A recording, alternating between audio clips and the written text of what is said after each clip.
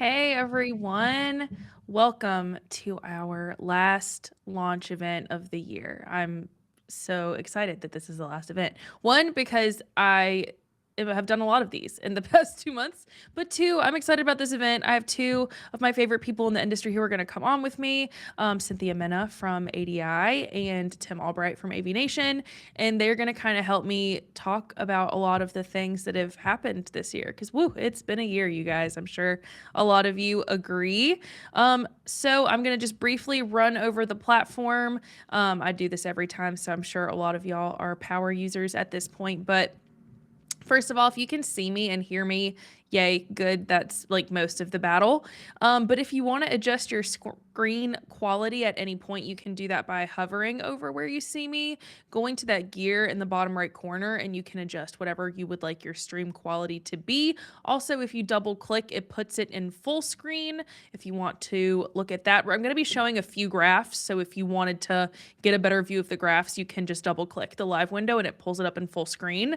But I don't recommend doing that the whole time because we are refreshing the poll questions throughout. So definitely make sure to come back every few minutes and check to make sure if there's a new poll question, because we are using that for your CTS, which by the way, today is approved for one CTS, CTSI, or CTSD RU. So if you're trying to get a few more RUs in for the end of the year, this is the perfect place to do that.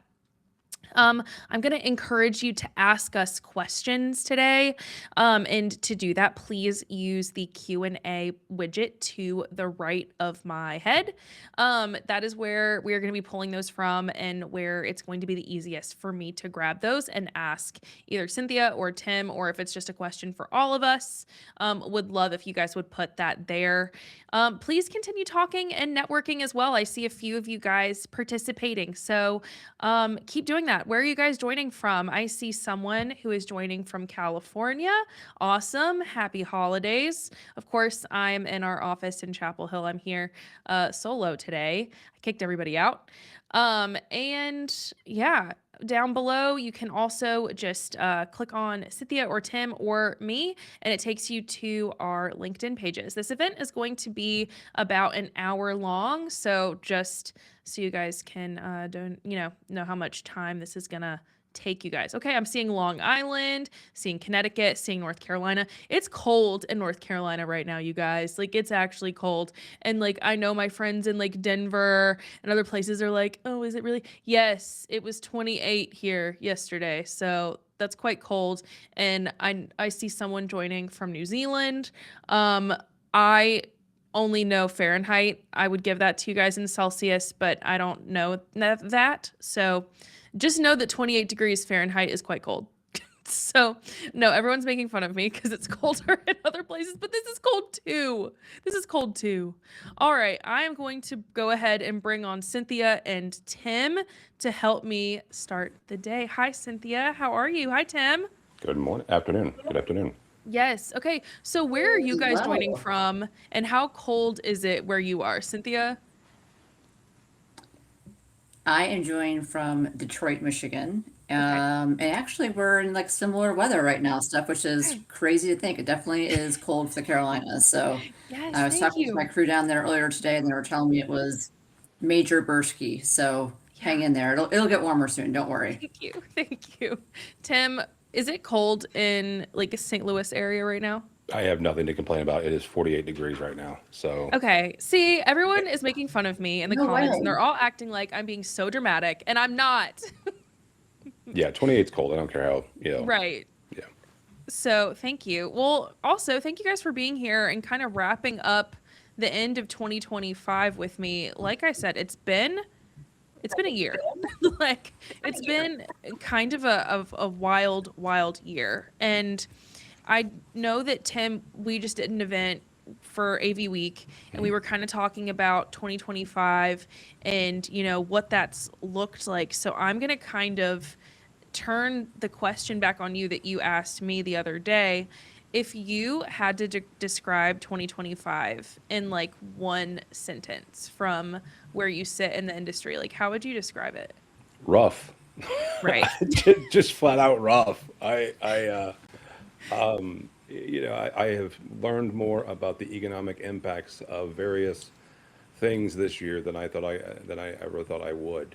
The year started, obviously first quarter, second quarter, here in the States with administration change, and some of those changes have led to some of the difficulties we've had through tariffs, through other things like that. Mhm. But from a AV industry standpoint, it was a pretty rough year.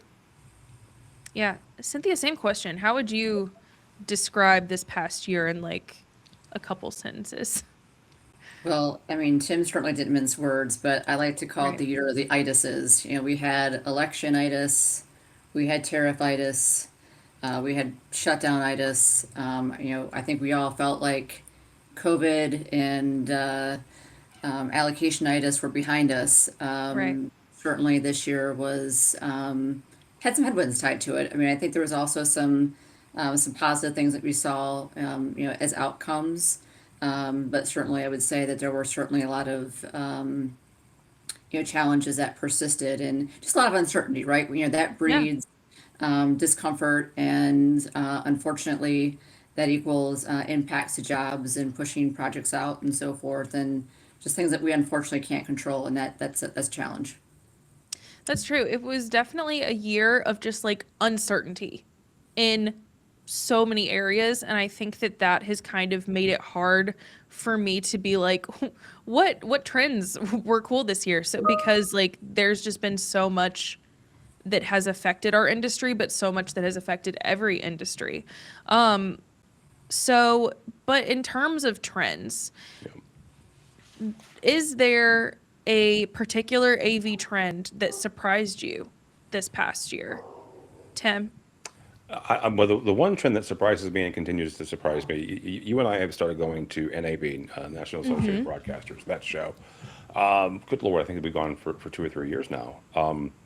That trend of the broadcastization or broadcast kind of getting into the Pro AV side and a little bit of Pro AV getting into broadcast, that trend still continues to surprise me.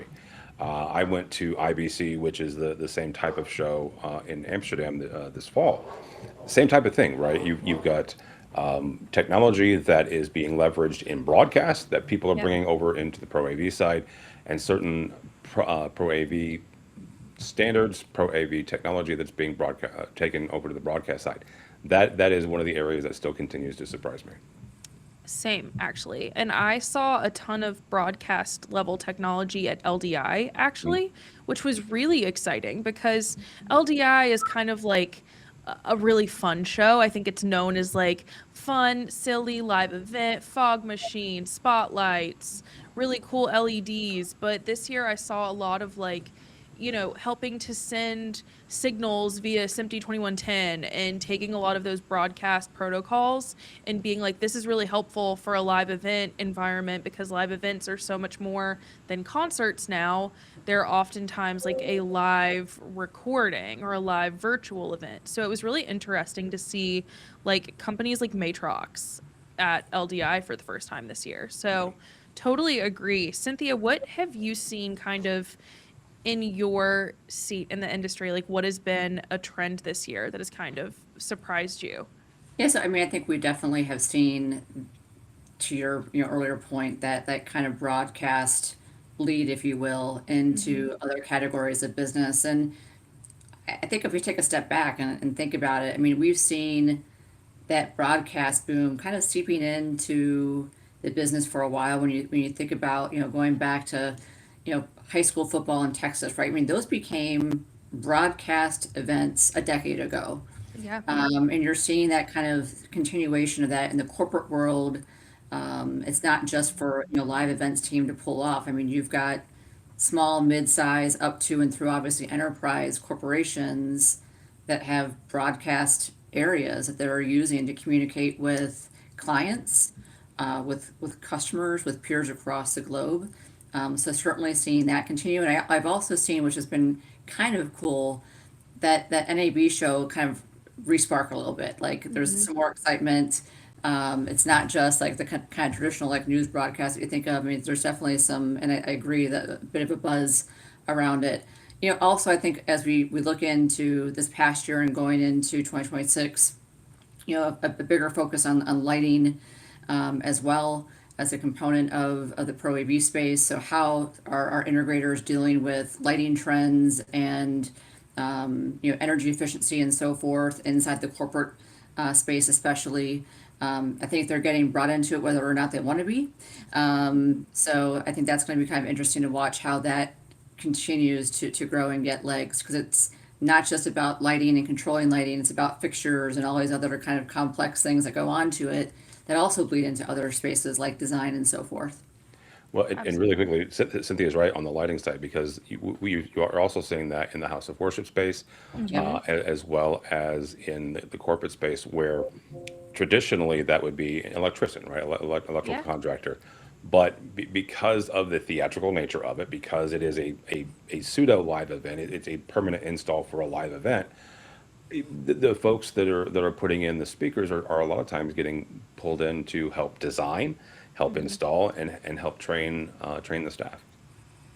Absolutely. I am interested. We're getting questions already. So someone wanted us to talk about AI, which I'm happy to do for a little bit because like we'd be remiss if we didn't talk about it, right? Like that was a huge trend this year, a huge buzzword, but also like just something that we have started to kind of utilize. I think we mentioned in the recording we did yesterday, Tim, that like 2024 was kind of everyone just like smacking AI in just about everything that they Yeah. could. And we're kind of seeing that with this year too, but I think people are starting to be more intentional about where AI actually fits in the industry rather than just being this like buzzy, sexy thing that they can just kind of like put around. So David asks, there's been a lot of anxiety around, will AI take my job? Will AI change the workforce cross industry? There's another fear of, will AI threaten my company's brand? Is our AV industry more protected from that threat or on both the product side and the AV integration side because of very complex IT and AV ecosystems? Yeah. What do you think, Tim? Well, I hate this answer, but it is valid here. It depends on what you Yeah. do. I can't tell you whether or not if AI is going to take your job. Let's start with the fact that AI can't pull cable, right? AI can't build a rack. So, if you are a technician, if you are somebody who is responsible for programming a control system or putting in a DSP, AI currently cannot do that, at least without the help of some sort of human interface. Yes, AI is there, and yes, AI will help us all do our jobs better. But today, sitting here, right now, you can't honestly say, oh, it's going to take X, Y, or Z job, right? Hmm. It might reduce some complexity of some. Certainly, there are some companies who are already out there, not in the AV space that I'm aware of, but there are some companies that are reducing headcount because, oh, I can just replace these folks with AI.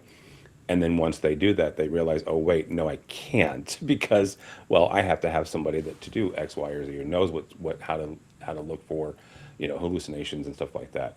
The way I see AI being used properly and currently in like you said, actual products that are in, and being used, in things like monitoring and maintenance, making sure that the systems are working properly, Hmm. doing some very basic some testing and some like restarting and stuff like that. And there are a number of, there's two or three companies out there that are doing that. Certainly, you can leverage it for looking at code and for helping you get a running start. But all of that stuff that we do today in AV still requires a human hand and still requires an expert that knows what they're doing to finish the Hmm. product and sign off on it. Now, eventually, I have no idea, but today in the next couple of years, now we're good. Cynthia, I'm interested in to see your perspective on this, like in kind of like the distribution and manufacturing side. Like, are Sure. you seeing, where are you seeing AI being utilized the most helpfully Yeah. in the past year? Yeah, I think, we've definitely used it from an angle to help enhance, not replace. So as an example, we have bolt-ons to our CRM that can go in and, as an example, we just run a campaign and we want to get feedback. We can use AI to go in and aggregate that content very quickly to give us real-time, results and updates, etc. Whereas in the past, it would have been very manual and somewhat painful for us to do. We can also use it to help enable sales training, as an example. So again, another bolt-on that allows us to use an AI, driven bolt-on that helps us coach and guide our associates to say, okay, this person did this presentation back to us in real time. They used X, Y, and Z this number of times, and it trains itself to help give some coaching and guidance from a training perspective. Yeah. But 100%, we are a people business. To Tim's point, you still need someone to go install speakers and pull cable. We still need people at our stores to pack boxes and to staff our counters. We still need people behind the manufacturing line. So yes, there are definitely some very powerful elements of AI that can make an individual better performer in terms of content and research, etc. Can make an organization better from a scale and enhanceability perspective. But we certainly see it more as an enhancement, not a replacement, to our people. I think I 100% agree, and I think that journalists' jobs are like the first, kind of the first ones that people think about that are like, well, AI can write, it totally can, but can it write well? More And it accurately. makes stuff up. Yes, Yeah. it's more And accurate. is it factual? And what sources did it pull from? So I use it to kind of help me a lot in terms of like helping me draft a plan. Like I am a very chaotic person. When I want to write something, it's like usually I have thoughts that are swimming in my brain like spaghetti. So I'll spit all of them out into ChatGPT and I'm like, hey, can you help me format this into an outline that I can use? So it helps me in that way. But if I asked it to write something for me, I think everyone will be able to tell. They'd be like, we know who wrote this. Yeah. Like, and I can always tell when people use it, like it's just not smart enough yet to not sound like a non-human wrote it. And I'll be interested to see how that changes. But as for right now, I think no. And also like generative AI, it has to have people to continually train it Right. so that it does get better. And so if all of the journalists' jobs are erased, like what is it learning from itself? Then it's like not going to get any better. So I don't know. I'm sure people thought like at one point Google would erase everybody's jobs too, Well, 100%, right? And David kind of clarified here where he asked, will AI threaten my company's brand if people are using AI to choose products and solutions? Yeah. I didn't make this term up, so this is not Tim's term, but it is a version of SEO, search engine optimization. There's an AI optimization, right? Where AI, again, to Steph's point, it pulls information from somewhere. It doesn't pull it out of the ether. It does make hallucinations, but it does its best job to pull it from existing sources. If you're doing your marketing right, if you're doing SEO properly, then the AI version of SEO should be in line with that as well. One of the things that you can do today with certain website tools is you can see how often your website is being cited and pulled into an AI search engine, right, or an AI session. It's really fascinating, and it kind of freaked me out the first couple of times. Yeah. But it is, to get to Seth's point, the next generation. It is the next iteration of a Google-like interface. So as long as you're doing that right, you should be okay. Yeah. I agree in terms of the will it damage my company's brand? So continuing on, I like to kind of cite our temperature check surveys a little bit. And for those of you who are watching and who might not know what those are, I send out like 12 of these every month, one per month, to all of our readers, ask you guys to fill these out so that I can kind of get a feel about what's important. These will be like trends that I've been hearing whisperings about, but if I want to know how they're actually affecting you guys day to day, I ask you. So I wanted to show the pie chart for a question I asked you guys like almost a year ago, last January, about what skills you guys thought would be in high demand for AV professionals in 2025. And I'm going to see if we can throw that up really quick so y'all can look at it. Here we go. So, all right. And I will say, like, of course, this is not representative of the entire industry. This is representative of rAVe's readers. So take into that what you will. But I did think it was interesting that in January 2025, everyone said, of course, system design and integration are going to be skills that are really in high demand. But some people said network security was going to be a really, really important like the most important skill that they could have. And aside from that, the next largest was emerging technologies, and then the next largest was programming and coding. So I just thought that was kind of interesting. I mean, I don't think that system design and integration is surprising at all for anyone here. But network security, 23.6% of people saying that that was going to be the most high demand skill for 2025. I thought that that was so interesting that I wanted to share it. What are your thoughts on how that ended up shaking out, Tim? It should be higher. It Yeah. is. If you've been around the industry long enough, you've heard the story of the the way Target got hacked because it was through an HVAC system, right? And we this AV company got cyberbullied, not cyberbullied, but cyber locked down, and they had a ransomware attack. Cybersecurity and AV security are synonymous today, and they will continue to be until we stop having AV on the network, which I don't know when that will be. It'll be after I retire. How about that? Which is a while. Right. So yeah, number should be way higher because yeah, you have to make sure that your system is as secure or more secure than anything else they put on their network. Because AV, we complain that we're the last at the table and we are the runt of the litter and nobody loves us, everybody hates us, we're gonna go go away. But guess what that means? That means we're also easy targets if our systems get hacked and we're the entry point for some sort of cyber attack. So yeah, that number should be higher. Everybody should be concerned in some way, shape, or form with making sure that the AV systems that you deploy or that you have put in your systems are as secure as you can possibly make them. Yeah. Cynthia, I'm interested to see what your thoughts are. Yeah, I mean, I agree. Listen, I mean, it's, we've said been talking about this for a long time. I mean, I feel like as long as I've been in the industry, which is really long, that everything's on the network, right? So, it's obviously foundational part of AV. It's a foundational part of the end users and businesses and customers that we all serve collectively.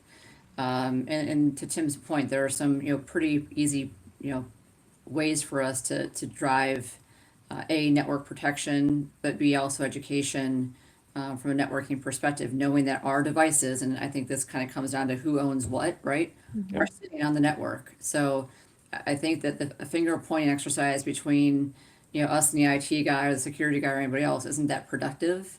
Yeah. Making sure that we own our content, our product, security of those things, that we're implementing best practices tied to networking security, train our technicians on gotchas. To Tim's point about Target, right? Like, oops, that happened, and it can happen again. Yeah. People sit around and try to find ways to hack and steal data all the time. There's bots out there that are doing it now, right? So I think we need to be very, I think to Tim's point, that number should be higher, and it should definitely be a focus area for the subscribers and listeners of this, from my 100%. perspective. You brought up a few interesting points, Cynthia, but I do love that you were like, okay, instead of like arguing about whose fault it is, like, is it, okay, security, IT, us? Let's talk about that for a second, because do you Pricey. guys think that we're all becoming one happy, dysfunctional industry? Do you see the convergence getting a little closer? Because I saw a lot of that this year. Tim, we were talking about how we're seeing a lot of that at NAB. We're seeing a lot of AV broadcast becoming closer tied to each other, which makes a lot of sense. Cynthia, are you seeing the security and AV industries coming Oh, closer and closer together? yeah, yeah, of course. I mean, I think there's definitely some blurred lines, right, between roles and responsibilities. Hmm. That's not to say that there's still not a need for expertise in those different disciplines, and I think it's okay to have that overlapping.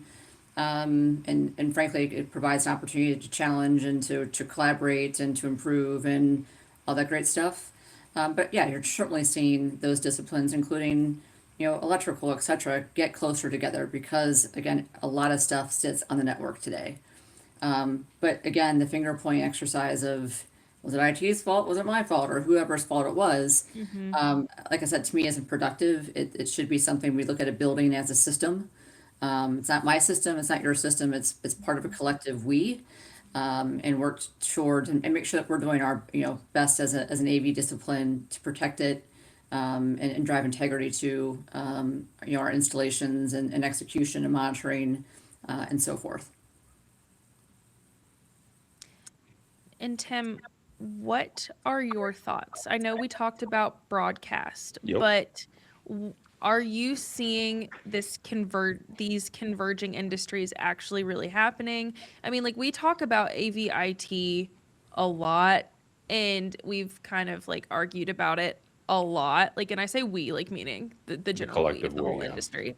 Um, what are your thoughts here? Do you think that this is a natural thing that is happening, or does this feel really forced and these are all going to always be kind of separate industries, at least in a sense, that just come together depending on different projects? I'll answer the question directly and then give you a short example. I Okay. think they will eventually come together, and however we silo them or talk about the different disciplines or the different expertise, as Cynthia was talking about, it remains to be seen. Mm-hmm. But 30 years ago, you had a regular telephone line. It ran over a piece of copper. It was telephony, right? And you picked up the phone, you got a dial tone, and blah blah blah blah, right? There are some of us that are old enough to remember, dialing up on AOL and stuff like that. Today, you don't have that. You don't Right. have, right. Besides the fact that at home you don't, most of us don't even have a landline. But corporations today don't have a landline. They have some sort of VoIP system. Well, what is VoIP? It's telephones over the network. Well, eventually, everything will be over the network because it is a very nice, simple system that has really, really rigid standards that everybody adheres to. And then we're just putting all these things on it, including security, including AV, including emergency notification. Just it's different disciplines, the different areas of expertise. Mm-hmm. Yes, there will always be the art of AV. Don't throw things at me, but there is certainly the science part, and that is going to everything is going to come on the network. We've been heading that way for 25 years. Mm-hmm. What that means and what that looks like, I don't really have a name for it. I just know everything is going to be IT if it's not already. We might be in the middle of that. I don't know, right? Mm-hmm. It's just our own individual disciplines that make the IT system do X, Y, and Z, right? Unlock a door or send video to the far reaches of your campus. Absolutely. So it's just kind of no longer even really about AV versus IT. No. It's just about systems working together to put everything over the network because that's everything's going to be on the network. Yeah. Yeah. No, I love that. I want to talk about AV over IP for a few minutes as well Speaking of because AVRT, right, because come on. I think that when I first got the full-time job at rAVe, AV over IP was widely used, but of course not as widely used as it is now. I have another graph that I think I sent. This was from a June's um, survey, I think. And of course, I asked everyone, how would you describe your current use of AV over IP? Very few people now are not using it. And of course, again, this is just our readers. So I don't know that this is representative of the entire industry. This is representative of who reads rave pubs, like a lot. And at least 50, but about 50% use it depending on project scope and 38% we use it in most projects now. I thought that was very interesting. Um, Tim, is that what you are seeing on your side as well? Like, I mean, I know our readers are like a lot of the same people, Yeah. but is this what you're seeing in the greater industry? 100%, and Right. I am gratified by that the one that's larger, because that is something that I've been people have been saying to me for a couple of years, is we're going to use it when it makes sense. Yeah. If it is I'm going to pick on something, if it's a small classroom, right, and I Sure. just need to get this video up to that projector, and I don't care about it ever getting out of the classroom, I am not going to put in an AV over IP system, because it is cost prohibitive. The cost of Mhm. that, it no longer makes sense. But I'm going to put it in, in a new nursing building or a new business school, because we want to make sure that the signals and the systems can go everywhere. So that makes a whole lot of sense, and actually absolutely goes along with what I've been hearing. 100%. And Cynthia, how are you seeing IP-based workflows kind of supporting, a lot of crossover projects in AV, security, and all of those? Are you seeing all of that being put on the network as well?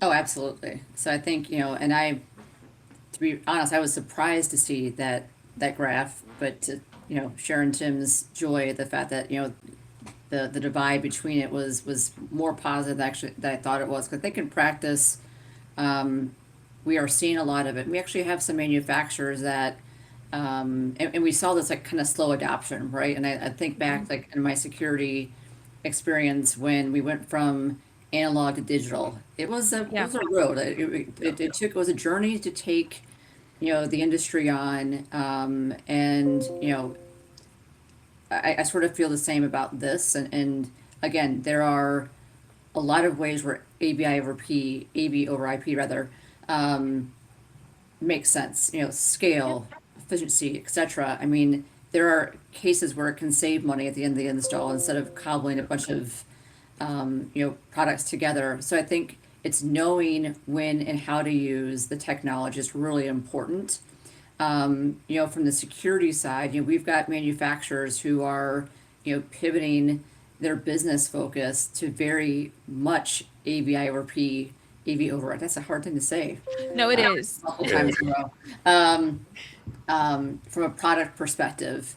And these are large suppliers of ours who really see a long path to the technology and have invested heavy in it. And I think that when I look at our customers that have embraced it, it is some of those very large security, enterprise commercial accounts of ours that have really moved over to AV over IP. I'm going to say that slowly this time. Um, and have really adopted it and have been quite successful. And we've seen from a category, um, you know, technology in the space grow as well. So that's been exciting to watch, and I think we'll continue to see it grow, especially as like bandwidth, et cetera, to continue just to be Mm-hmm. challenged and so forth. I mean, it's going to be more of a requirement in the future in some cases. 100%. And Tim, I know that there's been this big kind of trend in terms of like classrooms and meeting rooms that you and I have talked a lot about this year in terms of people wanting everything to be very flexible. Mhm. In terms of people being like, well, sometimes it's 20 students in here and sometimes it's 50. So all the tables have to have wheels. And also, we don't really have a front of room. So good luck putting displays in here.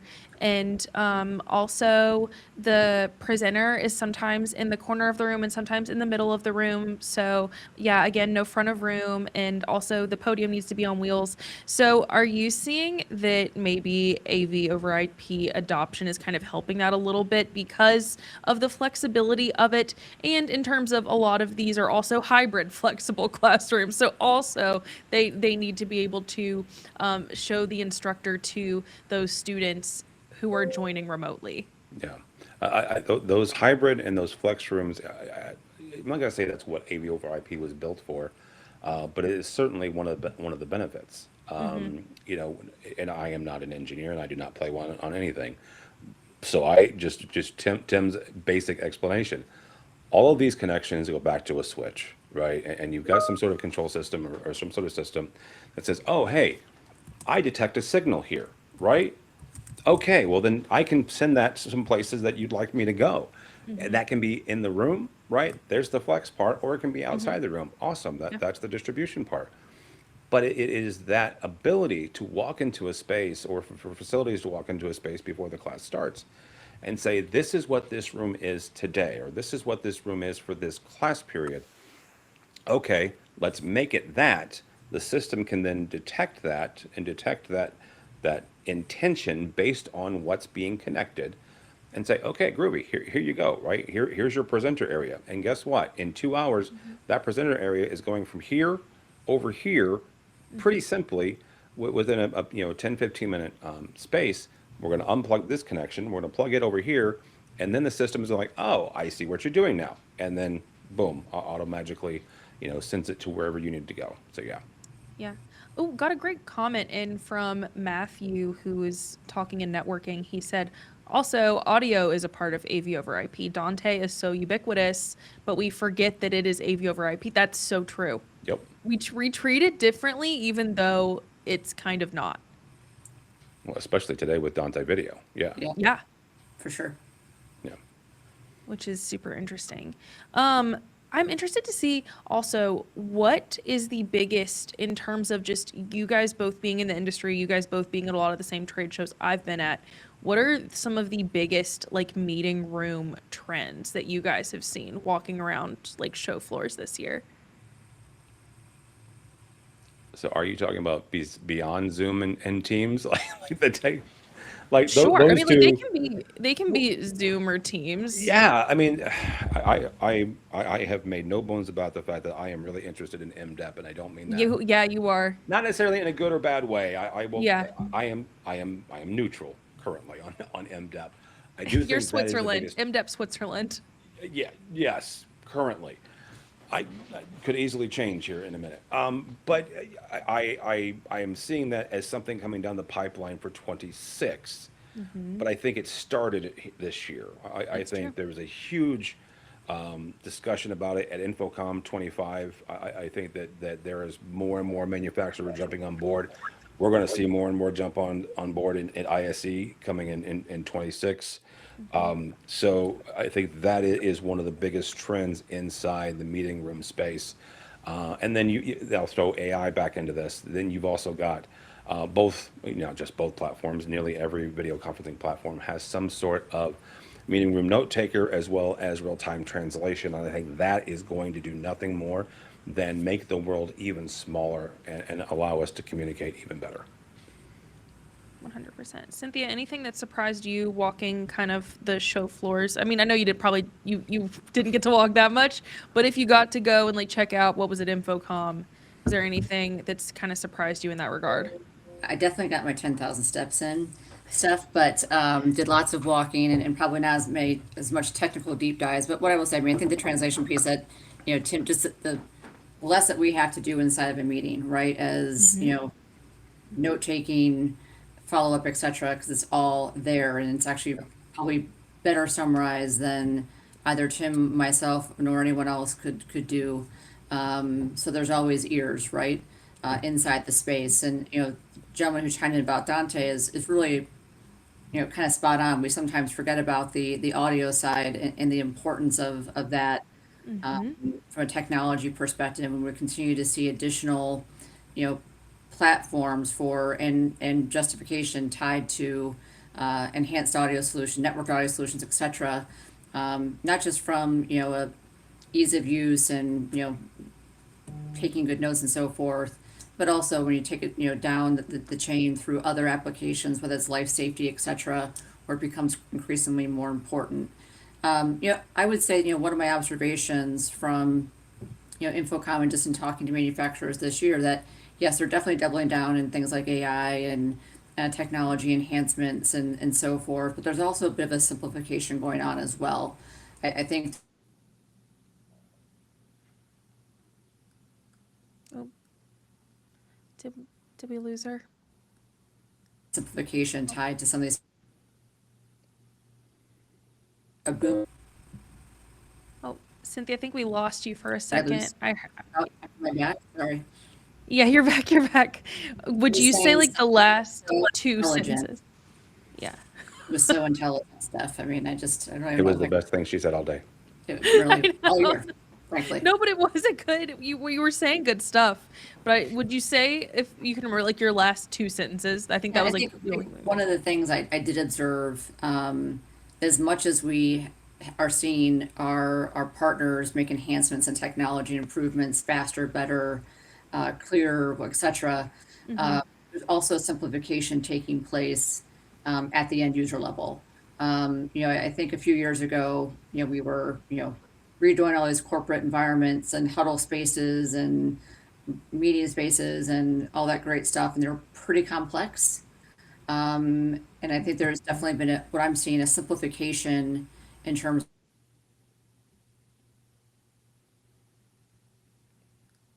Oh no, we lost her again. Okay. All right.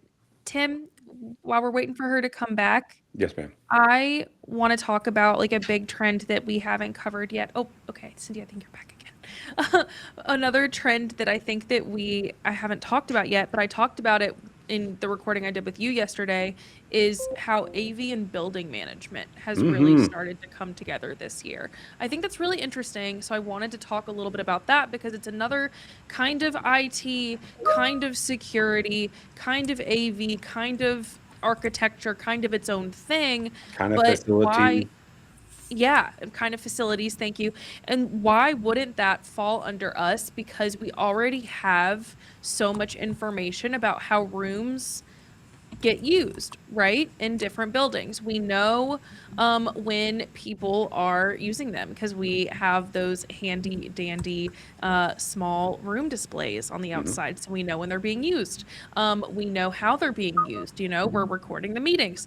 We're doing all this. So why wouldn't we also have, like the temperature and the health of the room and how many people joined the meeting? Like, why wouldn't we also have that under our umbrella? I think we should. I Mm-hmm. think we've got the capability. We certainly have the data.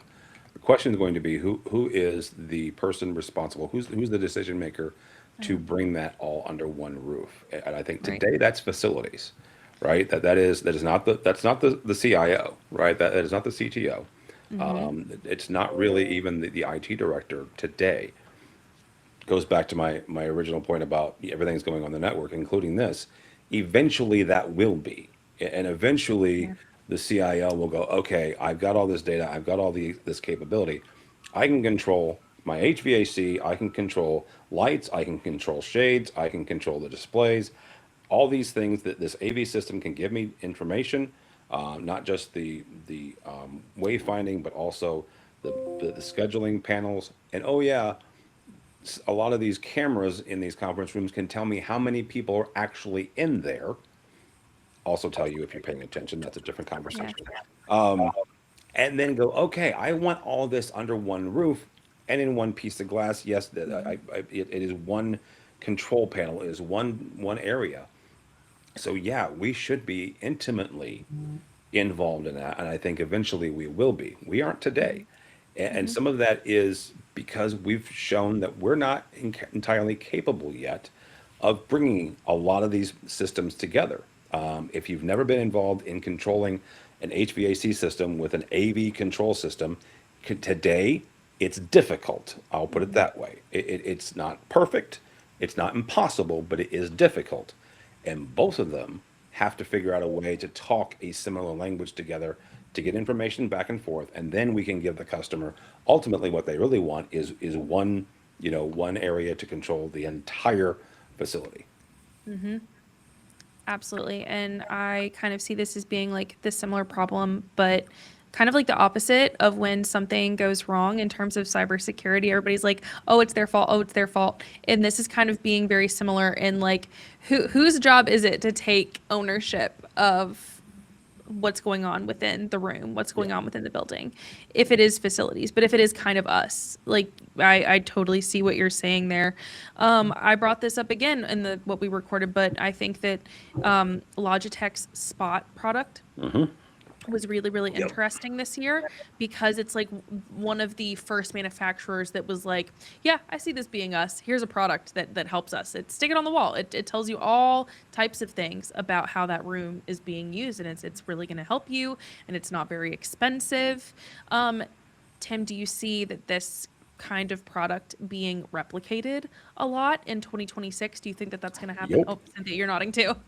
Not just replicated, but it'll be duplicated and it'll be put into other systems. So what Logitech did was they showed it was possible, pretty inexpensive, and the technology. Okay, well, in addition to that, what's stopping anybody that has an occupancy sensor from putting that in there, right? Mhm. Oh, it's already going up, right? And aux sensor does things, it gives you relays out and lets you control things. Putting the technology in there to give you the CO2 levels and everything else would be pretty simple. I say that I'm not an engineer. Don't yell at me, but it seems pretty simple. Yeah, 100%.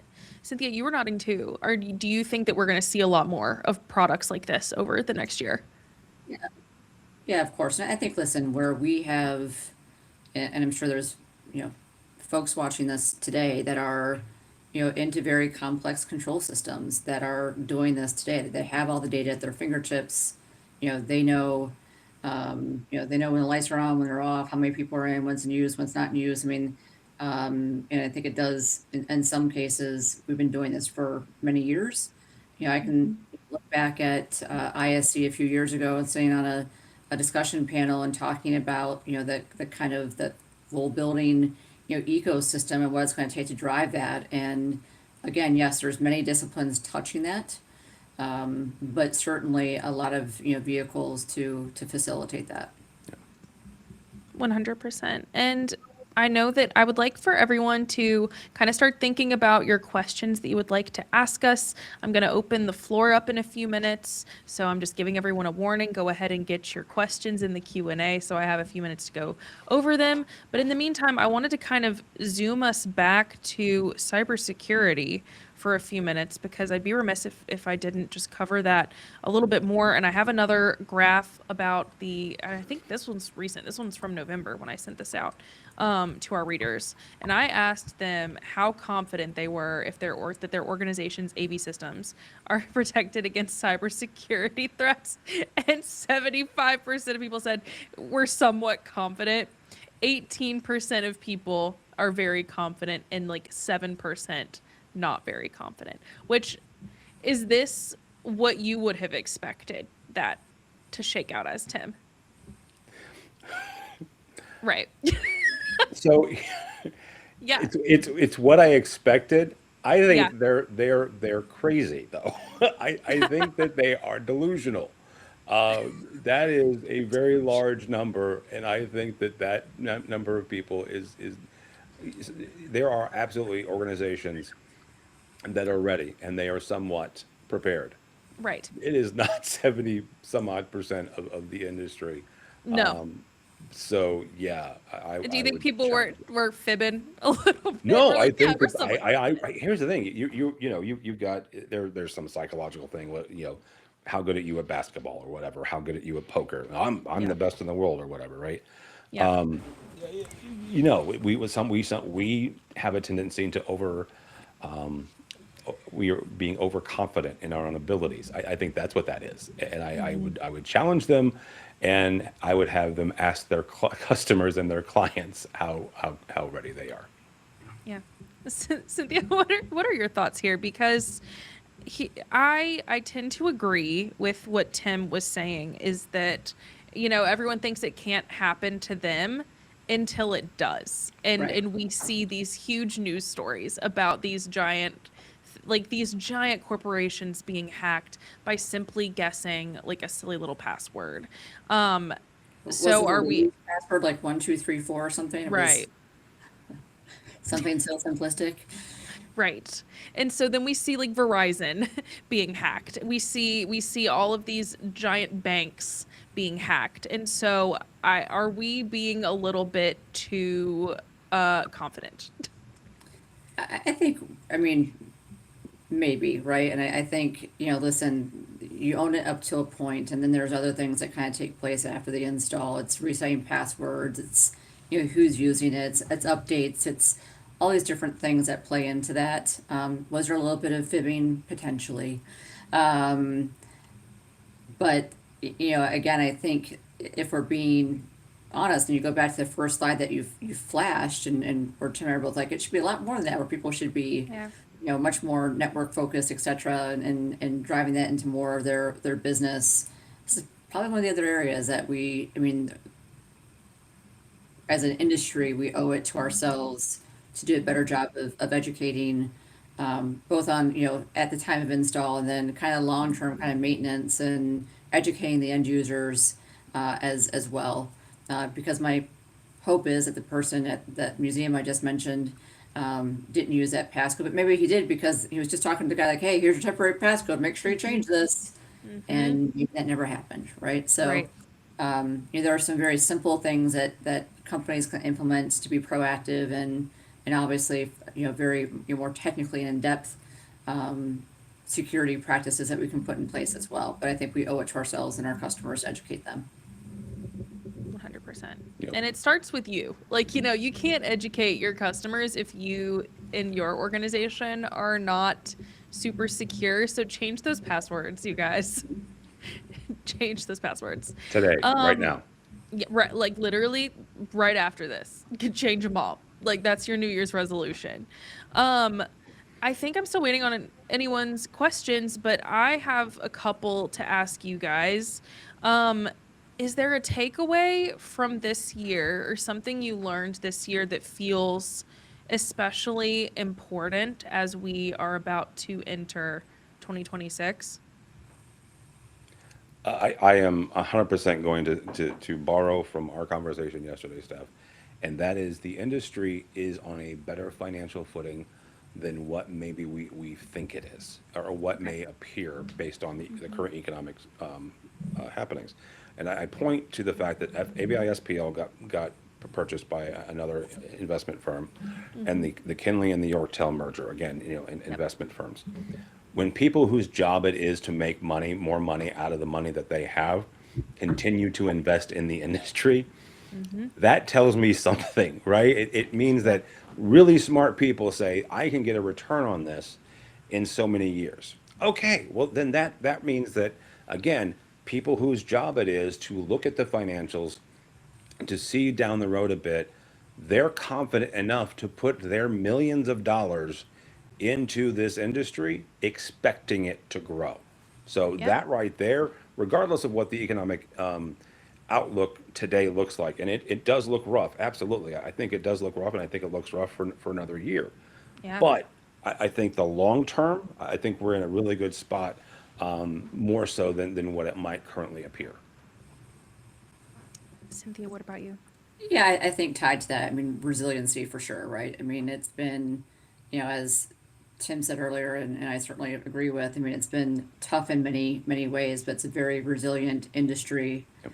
And it's comprised of a lot of really intelligent people, who understand that, economic conditions and political conditions, et cetera, yes, could create headwinds, but also they were smart enough to adjust and to be resilient to those changes and pivot as well. I think the worst thing, when I look at companies that we work with, on a regular basis, was when they really become so short-sighted that any disruption, impacts them. And I think that Mm-hmm. we've proven this year that we're a very resilient industry despite those bumps in a row. And I think for that, our partners, on the supply side, on the integration side should be very proud of themselves. But it's also, an industry that keeps on developing, right? I mean, we are moving forward full steam ahead, in a very technology forward business as well. So. Mm-hmm. 100%. And if you guys could each get out your crystal balls and tell me like one thing that you think is probably going to happen over the next year, whether that be a new trend is going to take off, whether it's going to be you foresee a lot of acquisitions over the next year, or a new industry starting to kind of come together with AV a little bit. What do you think that would be, Tim? I'll give you a couple. Great. Number one, I already mentioned this. I think that the 2026 is going to be for Microsoft is going to be the year of MDEP. Mm-hmm. I think that is going to they're going to push that more and more, and it's going to become more and more of a standard for them and for Microsoft Teams rooms. I don't think I'm going out on a limb by saying that. I do also think that you're going to see more IT and electrical firms getting more into the industry on a more purposeful basis. Yeah, there's IT folks that do AV, there's electrical contractors that do AV. I think it'll be more of a purposeful, hey, this is something that we can do. And again, it goes back to everything's coming on the network anyway. This is just another node. This is just another part and piece of what we install.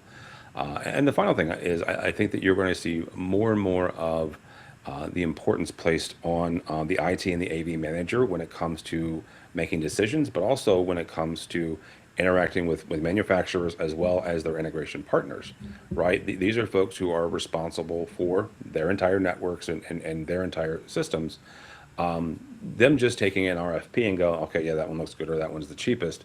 There's going to be more and more of a communication back and forth than just oh, you guys are the cheapest, so we're going to go that direction. That actually benefits the the customer as well as the integrator, because that means there's more of opportunity for partnership than just swinging by a box store and picking up something. Yeah. Right. Cynthia, what do you think?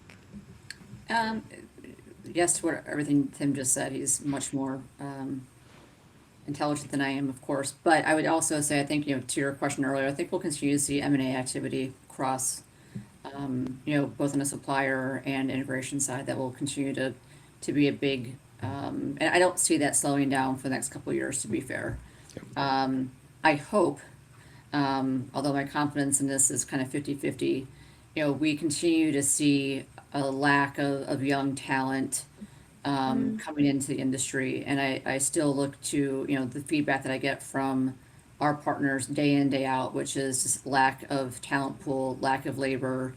And I do have this hope that we can see a focus in recruitment efforts and trade efforts tied to developing talent in the trade. And I do think it needs to be looked at in much more of a technologist fashion versus wire pulling, right? So that's a hope I have, but hopefully that hope comes true at some point. So because we definitely still continue to see that as a big gap in our industry. I think that over the next year, I'm going to tack on to that I do think we're going to see a lot more young talent joining the industry. We don't really have a choice because a lot of people who are in a lot of positions right now, they're starting to retire. So who, of course, then everyone has to move up. So then a lot of those more entry and mid-level jobs, we're going to need people to take those. So, but again, the younger people don't know our industry exists really. And I'm going to use a lot of my friends as examples. I have had to fight tooth and nail to get them to understand, one, what I do, two, what everybody else in the industry does. So I think that it's going to take a lot more on the boots on the ground efforts, getting into high schools, getting into career fairs. And so I know there are a lot of really great organizations in our industry that are doing a lot of that already, but I do think and I foresee a lot more of that over the next year as the need for new talent becomes greater and greater. And my other trend that I think is going to be big over the next year is I think that we are going to see a lot of interesting pushes for more open standards and open ecosystems and open protocols for sending information over the network. I think we're going to see a lot of noise about that. I don't know. I don't think it's going to be solved in the next year for sure. Yeah, Tim's been in here a little longer than me, and so he's a little better at giving some estimations on that. But I don't think it's going to be solved over the next year. But I think we're going to hear a lot of noise about that over the next year, especially as we start folding like SIMPD 2110 into AV and other methods of sending information into AV, because the people yearn for options. The people yearn for something that is not proprietary. And so I think, this all of the work that OpenAV Cloud is doing, they're getting a lot of attention right now. That group, I recommend you guys looking them up if you don't know them. But that is a lot of like a consortium of all of these manufacturers that are pushing for an open standard. And it's like Shure, and it's Sony, and it's Planar, and it's Excite, and it's all of these companies that, of course, like, by all means, it makes sense for them to make a lot of money by having their own proprietary way of sending everything around, but they want to make lives easier for the people in our industry. So I think we're going to see a lot of noise about that over the next year. Yep. So, yeah. Okay, well, that's our time. Last question for you both. First, Cynthia, where can people find more about ADI Snap One? Where can people find you online? Well, I think my LinkedIn tag was in the first or second slide, but you can certainly look me up on LinkedIn, of course. Always happy to make new connections. You can certainly visit our website at adiglobal.com/US or /CA if you happen to be in Canada. And obviously, we have many other countries that have forward slashes as well, but I think that will probably serve the bulk of the folks on this call. Of course, we've got our Facebook pages and so forth. So, feel free to reach out and join us and follow us as well. We do, a lot of new product introductions. We've got a lot of training platforms. So encourage you to follow us and see what's going on in our world. So thank you. Absolutely. And Tim, where can people find you? Where can people find AV Nation? You can connect with me on LinkedIn, and you can go to avnation at avnation.tv. It's avnation.tv. Awesome. And of course, you guys can find me on LinkedIn, also on Twitter, and you can find ravepubs at ravepubs.com. So, all right. Thank you guys so much for being on with me. Thank you for being here for the last launch event of the year. And I appreciate you both so much, and happy holidays, you guys. Thanks, man. Thanks, Steph. Happy holidays. Good to see you, Tim. Good to see you. Appreciate it. And to our audience, thank you guys all for joining us, and congratulations on your one CTS, CTSI, or CTSD RU.